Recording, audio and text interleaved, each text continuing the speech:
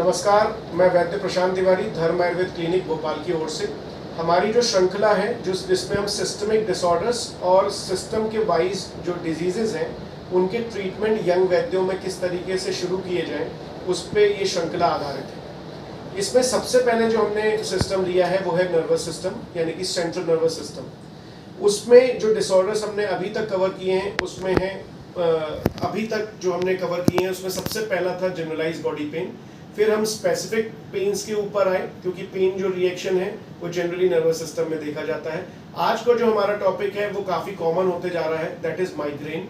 आयुर्वेद में इसकी तुलना जो या फिर चीज़ें कहें तो सूर्यावर्त जैसे सेगमेंट्स पे ली जाती है, लेकिन हमें कभी भी सूर्यावर्त और माइग्रेन को कोरिलेट या कोइंसाइड नहीं करना चाहिए।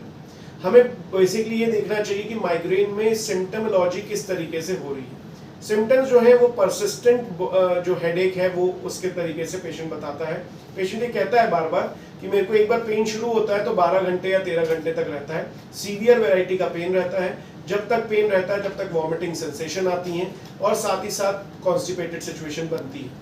इसको अगर हम सामान्य बात के हिसाब से कंसीडर करना चालू करें तो उसमें हमें मिलेगा कि शिरशूल ये लक्षण उसे प्राप्त हो रहा है, साथ ही साथ छर्दी जैसे लक्षण, रिल्लास जैसे लक्षण उसको मिल रहे हैं, उसी के साथ साथ उसे मलावष्टम हो रहा है। यहाँ पर कंप्लीट अगर हम पैथोजेनेसिस देखें तो सूर्यावर्त जो कंडीशन है वो एक अलग तरीके से जाती है, लेकिन माइग्रेन की जो सिम्टोमोलॉजी जो हमने अभी डिस्कस करी उसमें हमें देखने मिलता है कि अवरोधित वात की अवस्था देखने मिल रही है। यहाँ पर लाइन ऑफ ट्रीटमेंट थॉट है अनुलोमन करना। जब भी हम अनुलोमन का विषय देखते हैं तो बेसिक थॉट जो आता है सबसे पहले आता है हरित की चूर्ण। हरित की चूर्ण की ज्यादा मात्रा में लोडिंग डोज में 5 से 7 ग्राम सुबह और 5 से 7 ग्राम शाम को अपान काल में यानी खाने के पहले उसे दें तो सबसे पहले उसमें रिजल्ट आने शुरू होंगे।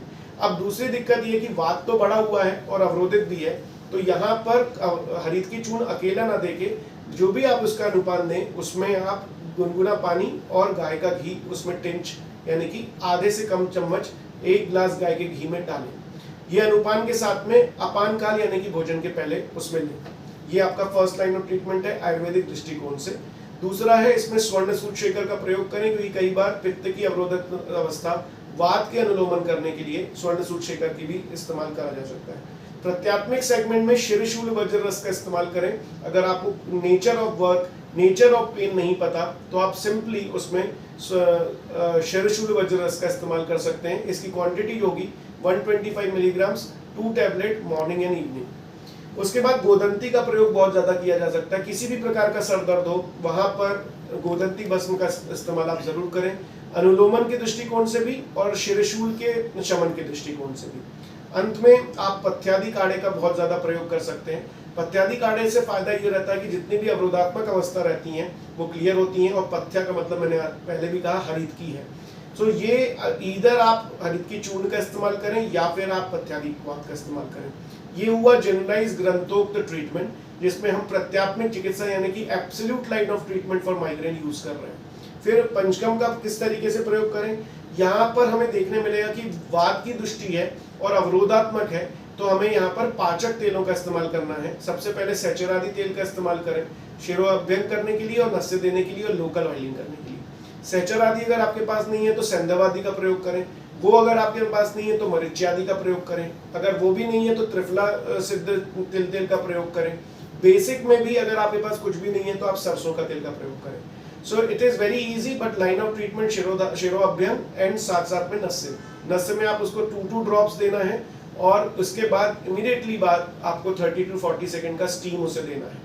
जनरलाइज्ड एरिया में जो प्रत्यात्मक रूप से नस्य की गतिविधि बताइए कि अवरोधात्मक संप्राप्ति को ठीक करना, लोकलाइज्ड एरिया में आपको नस्य का प्रयोग यानी कि यहाँ पर जो तेल वाला नस्य है उसका प्रयोग आपको करना है, स्नेहन नस्य का। उसके बाद आता है अगर पेशेंट परसिस्टेंटली बहुत ज्यादा परेशान है इससे और बार बार उसे तकलीफ हो रही है तो कई बार बहुत क्रोनिक होने पे उसको आप शिरोधारा शीलबला तेल की इस्तेमाल कर सकते हैं, क्योंकि क्रोनिक होने पे केवल वात अवस्था बढ़ती जाती है, अवरोध से हटके वो एक ऐसे सेगमेंट पे आ जाता है कि वो बात मूड होने लगता है।